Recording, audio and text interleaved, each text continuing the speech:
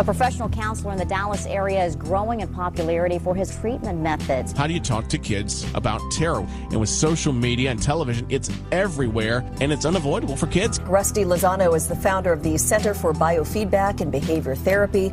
He's also been nationally recognized for his work with brain mapping. He's created a gym to work out the mind. His office features an obstacle course. Rusty Lozano is a licensed professional counselor, helping children with headaches, with anxiety, ADHD, and more. Here's where Lozano comes in. He teaches kids how to think their pain away with something called biofeedback. A North Texas therapist is treating patients in this unconventional way. We have Rusty Lozano who's joining us today. He's a licensed professional counselor. He put together an unusual treatment for teenagers who are struggling with mental issues, except he's taking this now a step further. Rusty Lozano, a leading therapist and pediatric biofeedback therapist based in Texas at the Center for Biofeedback and Behavior Therapy. And Rusty, thanks for being with us tonight. Rusty Lozano, a father of 4 and also a professional counselor in Texas, says it's all about being a credible resource to your children. The Therapy Hour with Rusty Lozano, your dedicated resource for mental health news, views, and tips you can use. Brought to you by the Center for Biofeedback and Behavior Therapy in Addison, Texas. And now, here's Rusty. Hi, good afternoon, and welcome to the Therapy Hour with Rusty Lozano. A few weeks ago, we had E.J. Snyder from the Discovery Channel show Naked and Afraid, and we discussed his survival experience on the show. It was a phenomenal show. It was actually really popular. We had phone calls and people were inquiring about it. We never had a chance to get around to, asking him some questions. So I'd like to do this again and delve in a little deeper into the topic of frustration tolerance and resilience and what can be shared about coping with difficult circumstances. First, let's define frustration tolerance. The American Psychological Association defines frustration tolerance as the ability to withstand obstacles and stressful situations. Behavioral manifestations include irritability, aggression, lability, and refusal to participate. As with other behavior problems, difficulties with frustration tolerance are often exacerbated by fatigue. So that is a common trigger. We live in a society that demands instant gratification. Unfortunately, the philosophy of I want what I want and I want it now has become a mindset for many teens. For some, when they do not get what they want instantaneously, they become frustrated because they have not developed the coping skills to deal with the frustration and have yet to learn the valued qualities of patience and perseverance. An article from the Washington Post reports that the bigger challenge teens face is conflict negotiation, and they often are unable to think for themselves. The over-involvement of helicopter parenting prevents children from learning how to grapple with disappointments on their own. If parents are navigating every minor situation for their kids, kids never really learn to deal with conflict on their own. So helicopter parenting is one of the reasons that has caused these kids to crash land. Joining us today is Discovery Channel's Jeff Zausch. He is a survivalist from the show Naked and Afraid, Madagascar, and Naked and Afraid, XL, Colombia, and Amazon. Jeff, welcome to the show. Glad to be with you, Rusty. Thank you, Jeff. Thanks for joining us. Jeff, what was the show Naked and Afraid like for you? Can you tell us a little bit about what that was? Yeah, so, like you said, Naked and Afraid, it's not just a physical challenge, but it's a mental challenge. 21 days of the most drawn-out, painful, miserable experiences that most people have probably ever had. But on the flip side of that, there was also the greatest highs that you've ever felt. When you go 5 or 6 days without eating, and you catch and kill your first meal, the excitement, the adrenaline, the joy that you feel when something like that happens, it's almost unexplainable. But for me, it was much more of a mental challenge than it was a physical one. And would you say that particular type of mental challenge, was that one of the toughest ones that you've actually experienced? Yes, it is. Of course, like everybody, I've been through very difficult things in my life, certain traumas and things that have happened, but nothing that can compare to this level of anguish and mental torture, day after day, minute after minute for that prolonged of a time. 21 days, day and night, and you guys had to figure it out. So there's really, would you say there's really a way to prepare for this, or is there a way? Well, I did my best. I mean, to prepare for the challenge, I would run barefoot on the icy streets of my hometown, running through the rock salt and the gravel that the snowplows put down, trying to toughen up my feet, trying to toughen up my mental ability to push through the pain and all that. But really, there's nothing that can prepare you for it. It's kind of like life. We do the best to prepare our children for what's coming, but it's very difficult to do. Sometimes you just have to do it. Yeah, there is no really way. There's no real way to prepare for things that children are going to face, the types of stressors out there, because we can actually, like you were jogging on ice and rock and salt gravel and that's just something that's it's a generalized type of preparation. But there's always going to be things that come up that are unplanned, and you weren't really. It kind of makes you think for a bit, and so that requires a level of problem solving. So for you guys, it was actually, how are we going to get food and water? So how did you work through that? Well, it was difficult because my first Naked and Afraid that I did was in Madagascar, and my partner was Eva Rupert, and we were complete opposites. Like, we could not have been any more different than we were. And, religiously, socially, everything, we were very different people. So to communicate and to work as a partnership and to work as a team to achieve these things that, are really life or death. You find fresh water, you find food, or you don't, and you don't make it.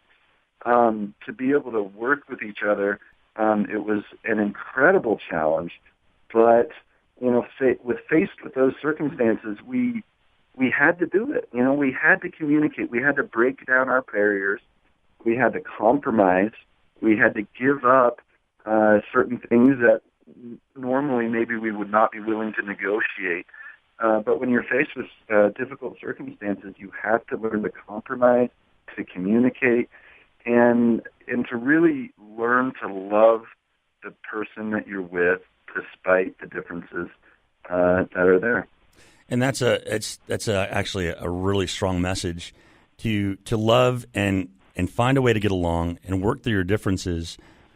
That's a level of interpersonal skill that isn't necessarily like a really difficult one.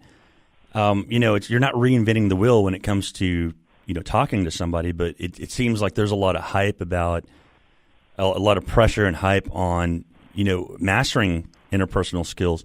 But under those circumstances, and you're under a lot of pressure, I imagine that's probably a really a very difficult thing to do. I can't even. I'm trying to picture myself in a situation like that, and being tired, hungry. You're probably hurting, and you're not sleeping well. That's got to really wear down on your patience and your resiliency.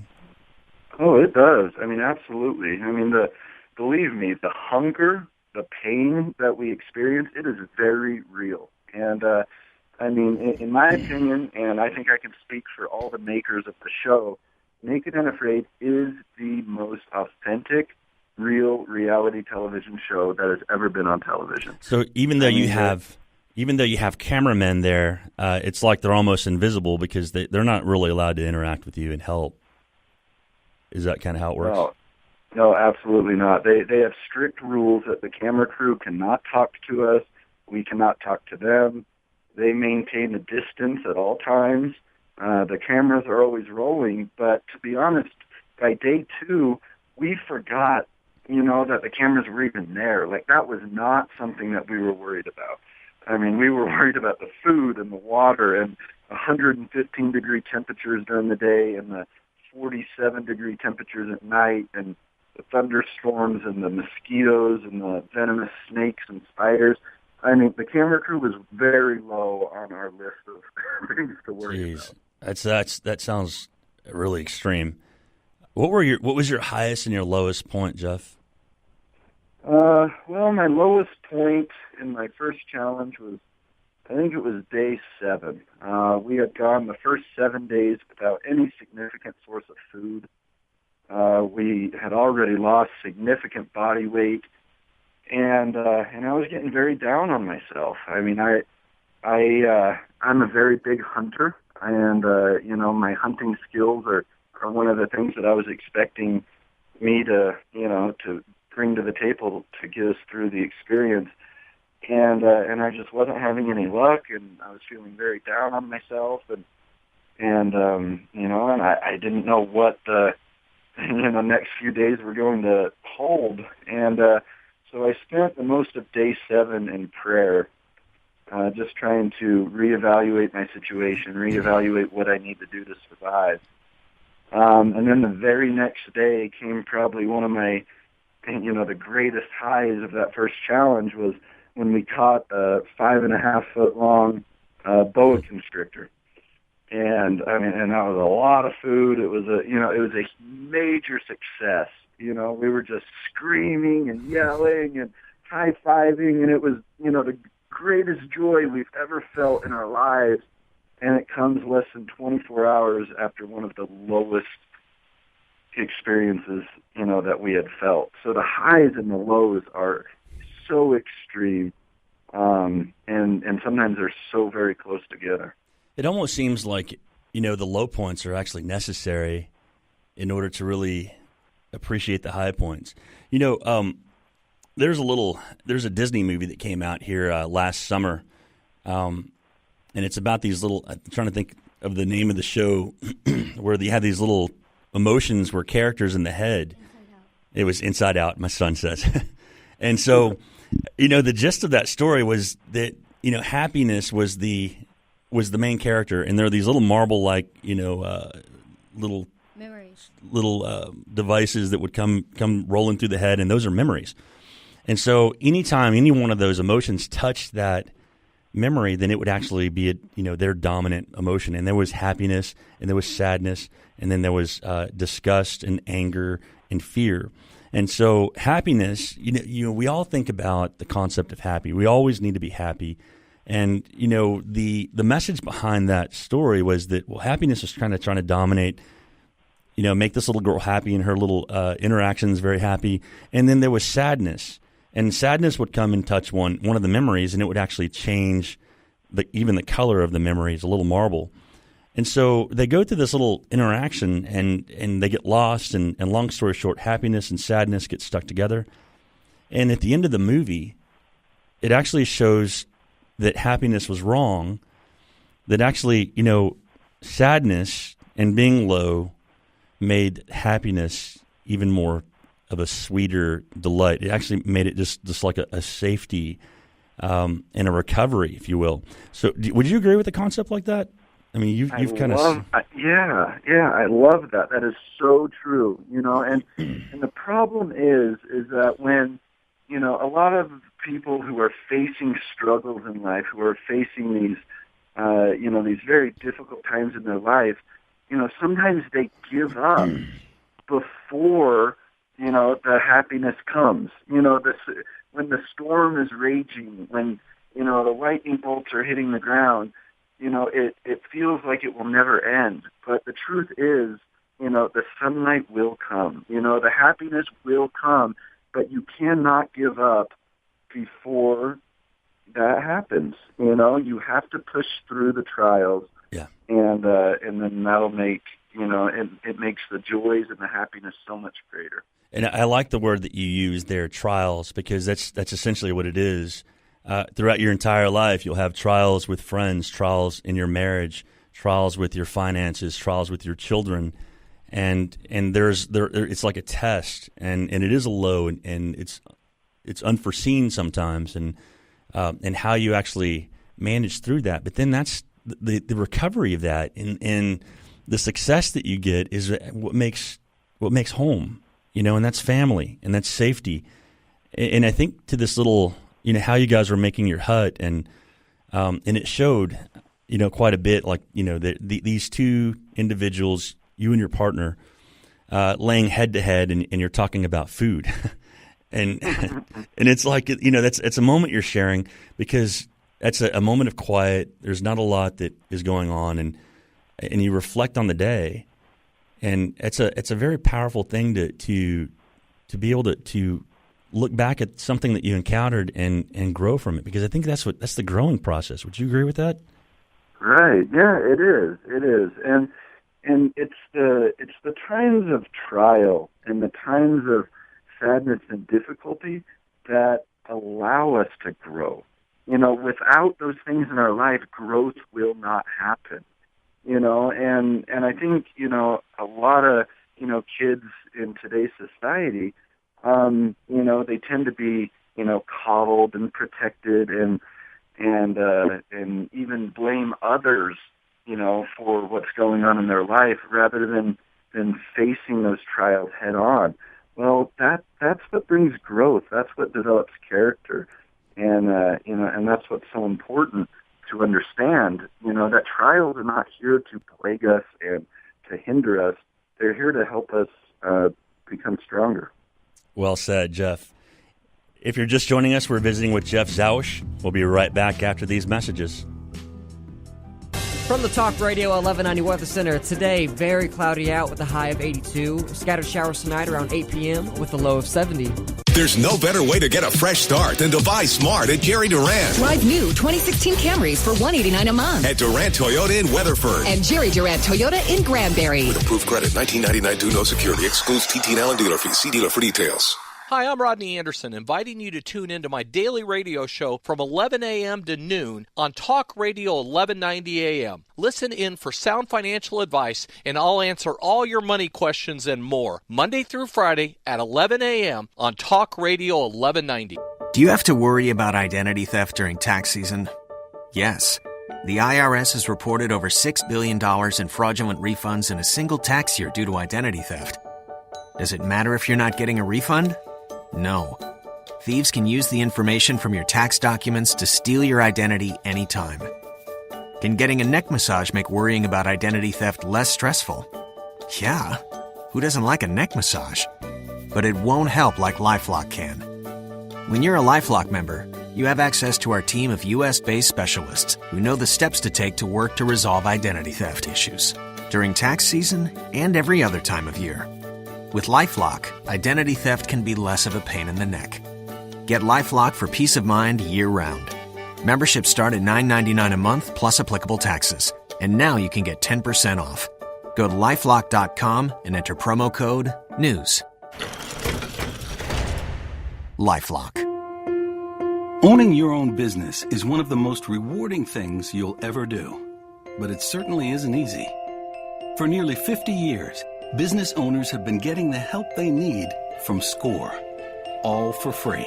My SCORE mentor helped me take the first step. He helped me create a business plan and helped me implement it. SCORE mentors are passionate about sharing their expertise to help small businesses achieve success.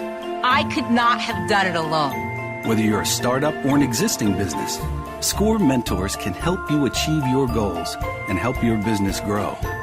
With more than 12,000 volunteers with real-world business experience, SCORE is ready and willing to help make your dreams come true. SCORE helped me to make the unimaginable possible, all for free. Visit SCORE.org to get started today. SCORE, for the life of your business. You're listening to the Therapy Hour with Rusty Lozano, brought to you by the Center for Biofeedback and Behavior Therapy in Addison, Texas. Hello, we are back, and we're visiting with Jeff Zausch from Discovery Channel's Naked and Afraid, Madagascar, and Naked and Afraid XL. The XL series was actually longer, right, Jeff? It was actually not 20 days, but how long was that?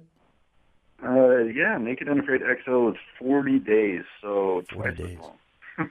So what was the gist of that one? There were more players, and how did you guys, I think that, I remember the series, and you guys all found each other at one point, but Was it always like that? Did you all start out together?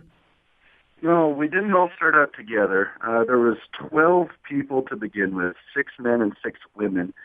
And we were in all separate groups spread out by 10 or 20 miles across the Colombian jungles and savanna. And usually it was in groups of about 3 or so. To begin with, I was with EJ from day 1, really, and then we paired up with the others right around about day 20 or day 22 was when everybody finally came together. So when you and EJ were actually a really powerful team. You guys were making tools, you're making baskets, and you had a hut. I mean, it was like you guys really worked well together. But then you bring in an element of working with a female, and so you have males and females, and there's of course the awkwardness of being nude together, but then it gets real. The situation gets really real, and that's a common. Those are common areas that we see issues with adolescents is, dealing with relationships and dealing with girlfriends or, either conflict resolution issues or friendship issues. When you guys were all together, it actually got really serious. There was a big division among the tribe, but then you all still worked together, but food was scarce. And then it was you. And I remember there was a point where actually you went and you harvested a giant eel. Can you tell us a little bit about that story? Yeah, so you're right. It was very difficult when EJ and I met up with everybody else. I mean, we were working so well together. We were such a well-oiled machine. And then you bring in all these different personalities, all these hungry, starving people. And that's when things got difficult. And there was very limited food resources where we were. And, as time went on, it became apparent that I was the supreme hunter of the group. Everybody had their particular skill that they brought to the table, and hunting was mine. And so every day I'd go down to the water and I'd fish. And, most of the time I'd bring in little 4 or 5 inch piranha or lake trout or something. And this one day I'm sitting there and I see what looks like a torpedo, shooting up through the water, up the stream. And I'm like, what is that? I was thinking, is this an anaconda? Is it, what is this? And I look closer and I see that this thing is an electric eel. The stuff that you see on Animal Planet and stuff, you never think you're going to see one in real life. And, immediately I knew it was food. I mean, I didn't even think about the risk of, this is going to shock me. It was just, this is food and I need this in my stomach. And so, EJ was there and he's trying to get in to see what he can do, but EJ's a lot heavier than me, so he's sinking in the mud. And I'm a little bit lighter, so he throws me his wooden spear, and I jump in the water and spear this electric eel through the body, and it's flipping and flailing and splashing, and that's when it shoots its first electric charge through my body. And I tell you, Rusty, I mean, I grew up on a farm. I've been hit by electric fences hundreds of times, but this electric eel was unbelievably powerful. I mean, it knocked the wind out of me. It felt like my hair was standing up on end. I mean, it was like a horse kick to the chest. I mean, I gained a whole new appreciation for God's creatures and what they're capable of. And that's something that you had to do, and it was a pain that you had to endure. Let's translate that to today's world and how teenagers develop some sense of coping mechanisms. And there are sometimes they have to make difficult choices.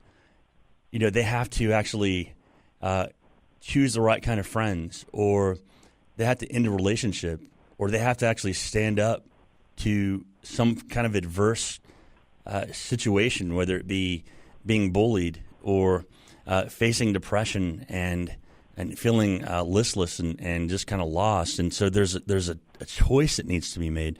So, Jeff, what in that situation where you knew you had to do it, What was going through your mind? I mean, it was here you have this huge ill. It has a capacity to kill you. But there was another drive inside of you. Can you tell us a little bit about that? Yeah. So, I mean, of course I did not want to get electrocuted. Right? Who would sign up for that? That's not something I was looking forward to. And I knew it was going to happen. I mean, I knew it, and I tried to kill the eel without getting shocked, and it just didn't work out. I mean, I was shocked at least 10 or 12 times just on that first electric eel. And I think in today's society, we don't like to do things that are hard. And that's natural. That's a very reasonable thing to want. We don't want to do things that are hard, whether it's going to the gym and getting in shape and losing weight, or whether it's going to college or staying up till 3 a.m. writing a midterm paper, or or distancing ourselves from some friends who we know are bad influences. We don't want to do things that are hard, but we need to look at, is it worth it? Why would we do it? And is it going to bring good things into our life? In my case with the eel, EJ and I, we hadn't eaten in days. We had just made a 20-mile journey across the hot savanna. We had burned thousands of calories. Our feet were infected with thorns. We were dehydrated. All these things. We needed this eel. Like, it wasn't a question of whether we, didn't want to do it because it was going to be too hard or because it could kill us. We needed it, and we needed to do it right then, right now. And, and so you just jump in. You jump in that water, and you get it done. But I tell you what, Rusty, all the electric shocks I got, all the pain, the feeling the electricity go into my heart, and to feel that, it was so worth it. I mean, to have all that meat, eating around the campfire with all of the survivalists, when we shared the eel with everybody else, seeing the smiles on everybody's faces, it was so worth it. Like, the reward was so much greater than the pain that we had to endure. And it was actually the pain, in comparison, the pain was shorter lived than the benefit. So if you need help, or if you're struggling, or if you're in an ominous place and you're depressed and you're sad and you're contemplating hurting yourself, or contemplating a situation that is painful, when you resolve it, in this case you're resolving your hunger and you're hurting, it's like the benefit lasts longer, and it's a lot more of a golden moment than actually enduring the pain. Because how many minutes would you say you went through the shock and you were in that terrible discomfort? Oh man, Rusty, you were so right. I mean, total, stabbing the eel, hitting it with the machete, getting it out of the water. I mean, it probably took less than 10 minutes. Wow. Honestly, and the reward from that lasted days. I mean, we were feeling good for 4 or 5 days after that meal. That's amazing. And that's how it always is. That's how it always is. The pain that we go through in a particular trial or whatever we're going through, the pain is so much shorter than the reward that we are going to receive once we endure that particular trial. And it's solace. So much shorter. So much shorter. And it's solace. It's peace. It's comfort. It's help. And and in this world with their kids, and this is a message to our children, it comes to 3 simple words. I need help. And I need help, and whether it be that you're telling your parent, or whether it be that you're telling a teacher, or whether it be that you're telling a school counselor, or whether it be that you're telling a friend, that can make all the difference in the world. And then the comfort and like the reining in of support comes in, and it makes things much, much better. And that's what I enjoy about this show. I really enjoy, I watched you over time, and I watched EJ, and I watched one of your staff endure this, and you were tiptoeing and I remember you were walking over the rocks and you're like, ooh, ah, and you're kind of, I could see how difficult it was. And then there was another scene where you were actually trying to fish out a lizard, and you were already starving, and you were tired, and you were hurting, and you were losing more calories than you were going to get from that little lizard. But you stayed the course, and then when you won, like you could see it in your face. That visceral reaction is just amazing. You and EJ have some of the most powerful, visceral, like the most exciting, and you can see where it's coming from, and you can feel it, and it's just really amazing. It's very moving that you guys are able to endure that powerful stuff. With the lizard, I was in Madagascar, and I was trying to get this lizard out of this rock, and the rock was solid, it was hard, and he was all the way embedded in his hole down in this rock, and I was chipping away at it, like a caveman, and I knew I was burning more calories than it was going to take to get the lizard. I mean, it was not, if you thought about it logically, you could have said I probably should have walked away. But at that time, it wasn't about the calories of the lizard. It became about, refusing to give up. Like I had worked so hard for this, and yes, I could have walked away, and I probably would have saved more calories that way, but I was not willing to give up. The camera crew, they actually did talk to me a little bit during that scene, and they said, Jeff, are you okay? Like, I don't think you're going to get this thing, and I looked at him and I said, I'm going to get this thing. I said, if you guys are sick of sitting here, under the hot sun, if you guys want to go back to your camp and eat lunch, you do it. I'm going to get this lizard, So, that's what it was about, really. Powerful, powerful message. We're going to take a commercial break, and then we're going to open up the phone lines. We'll be right back after these messages.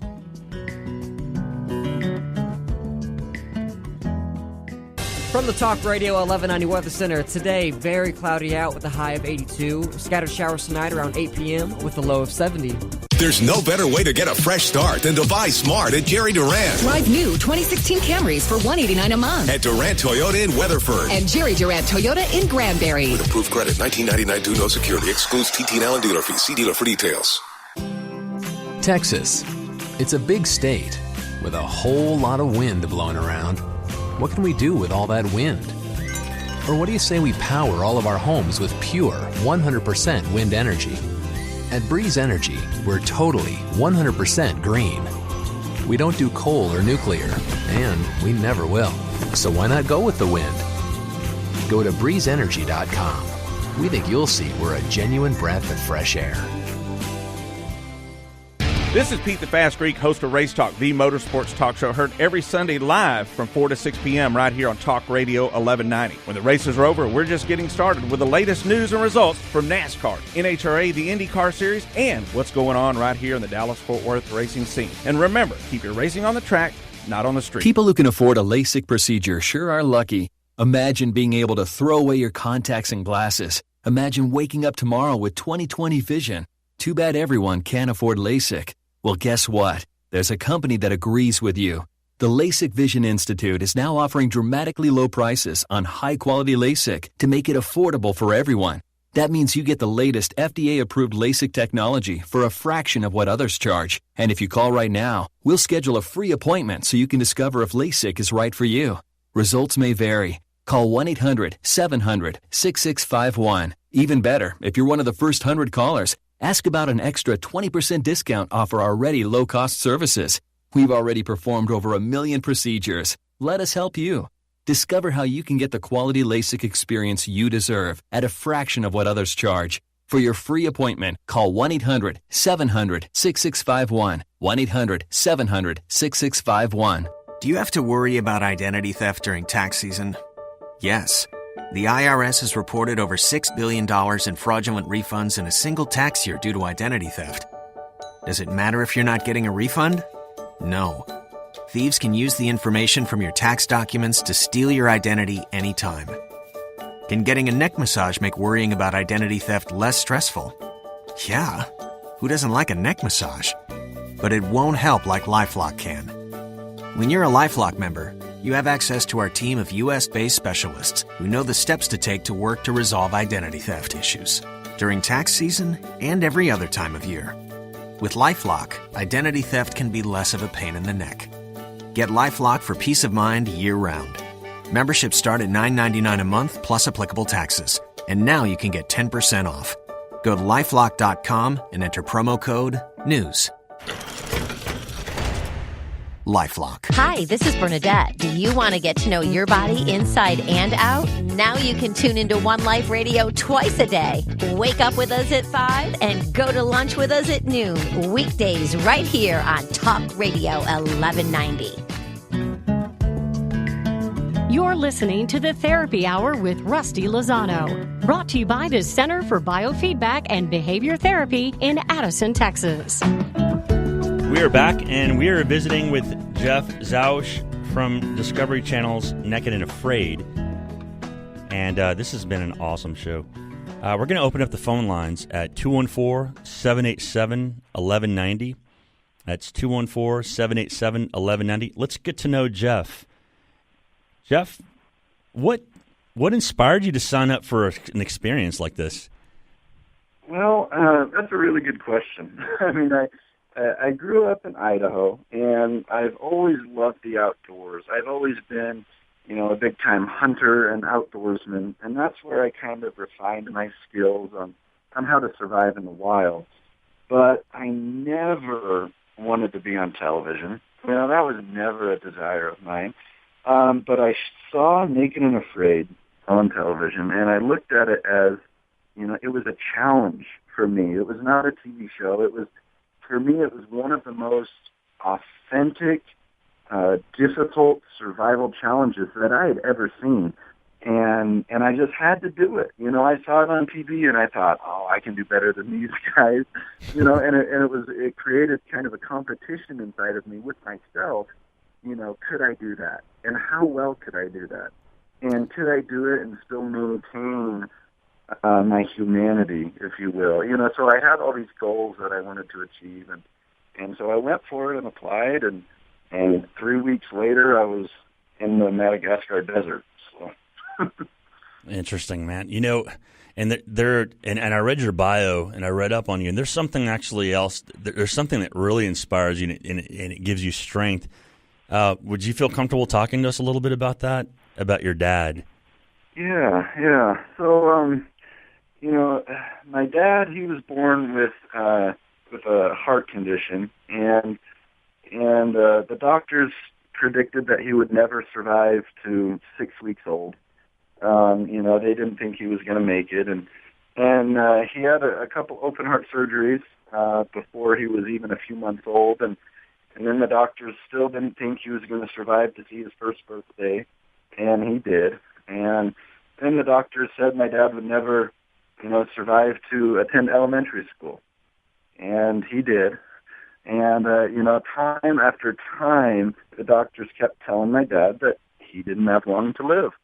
And time after time, my dad kept proving them wrong. They said he'd never live a normal life. They said he'd never be able to exercise or climb a mountain. And he did all of these things and more.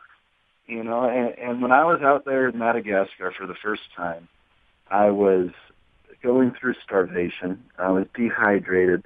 I had multiple infections throughout my body. And I was trying to climb a mountain to hunt down an animal. And I could only take 2 or 3 steps without having to stop and breathe and catch my breath. And that reminded me of my dad. Because of his heart, because of his weakened heart, he could only take a few steps at a time on difficult terrain before he had to stop and breathe hard and get that air into his lungs. And I thought back to my dad, and I thought, you know what? My dad did this for 51 years of his life. He endured, this trial that he had to face, that he was born with, and he did it for 51 years. And I thought, how can I not do this for 21 days? How can I not do this for 40 days? And so whenever I was at the lowest point, I thought back to my dad, and I thought, here's this man that I witnessed my entire life. Here's this man that did all of these things, that accomplished so much despite people telling him he would never be able to do them. And how can I not do it for just a moment? And I think that's what everybody needs today. Everybody needs a role model. Everybody needs that person that they can look to give them inspiration when they're down, when they're in need of that inspiring moment. So for me, it's my father. And people find strength in faith. They find strength in people, in family members. They find strength in role models. And I think that it's at the end of the day, we only have ourselves to assess and compare to. But when you have somebody else that you look up to, and you model yourself after accomplishments that they've done, it actually, I think it makes things a little easier to process. I mean, especially when you have an outside reference and it's not just you and your own thinking, but you have something else that you're modeling after. And sometimes you can go above and beyond what they've done. Would you agree with that? Absolutely, man. I mean, life does not come with a roadmap. We do not know, how to live this life. We don't know the things that we're going to face and how to overcome all the many, troubles and difficult things that we're going to experience. So the best way to do that is to look to somebody else who has already done it and try to see how did they do it. And for a large portion of the globe, it may be Christianity, it may be how did Jesus live his life? How can I learn from him? For other people, it may be, another deity figure, or it may be, like in my case, it may be, a father or, a sports athlete or a musician or, anybody. Look at how the successful people have lived their life and try to model your behavior after them. And I think that's a great strategy. It's a great strategy, Jeff. Let's take a call. Hi, welcome to the Therapy Hour. Hi, I just had a quick question. I was wondering what motivated you to want to do Naked and Afraid? That's a great question. Because most people think I'm crazy, right? I mean, that's one of the biggest questions I get is, why would you ever want to do this? And for me, it was I wanted to challenge myself. My biggest motivation was not knowing how far I could go. What were my limits? I had survived in the Idaho and Montana and Alaska wilderness for brief moments of time. I had done it for 7 days, 10 days, but I had never done it with nothing. I had never done it without clothes and without tools. And I wanted to challenge myself. I wanted to see how strong am I? How mentally strong can I be? So for me, it was all about the challenge. I could care less if they filmed it or whether it was ever recorded. For me, it was personal. For me, it was, it was deep inside me. I wanted to see what I was really capable of. And I think that's why you see me push so hard, I think that's why you see me push it so hard to the limits, because it was about that personal strength for me. And you certainly proved it to all of us. Jeff, you have some things going on. How can people find out what you're up to in your services and any information about you? Well, that's a good question. So I have a website. It's justzausch.com, and you can log on there. You can send me messages. I have a contact tab. I respond to everybody. So, sometimes it takes some time, but if you send me a message, I will respond. I also have my YouTube channel, so people that want to see what I'm doing on a everyday basis, my adventures that I'm doing, go to my YouTube channel. It's just my name, Jeff Zausch. And I have some very exciting classes coming up at the end of this summer. You actually work with kids. Yeah, I do. I do. I'm a counselor. I'm a therapist, and I do a lot of wilderness therapy. And I also offer, wilderness adventure courses for people that just feel like they need a little bit more adventure in their life. And conversely, I offer, wilderness therapy courses, people that just need to get away and heal their mind and heal their body. I offer these things, and I'll probably be doing it sometime later this summer. The schedules are not locked in yet because I have a very big show coming up this summer. I was going to say, you have some news to announce. I do. So coming this summer, EJ and myself are going to be the new stars of Discovery Channel's hit show, Dual Survival. Dual Survivor. So we are very excited about this. So are you able to give us a little bit of details about that, or is it still kind of hush-hush? Well, it's still a little bit hush-hush. I can't release too much, but I can just say that it's going to be very exciting, and I think it's going to exceed people's expectations. So a lot of people are saying, "Oh, is it only one episode, or is it going to be a little bit more?" It's going to be a lot more. It's going to be a lot more exciting and a lot more adrenaline filled than I think you've ever seen before. So if you're a fan of Naked and Afraid or Dual Survival or just wilderness in general, you don't want to miss this one. It's going to be pretty incredible. That's awesome. Well, listen, my son has something to say as a closing message. Go Team Jeff and EJ. All right. Well, you guys have a great day, and thank you for joining us. All right. Thank you, Rusty. Appreciate it. Thank you. Bye-bye.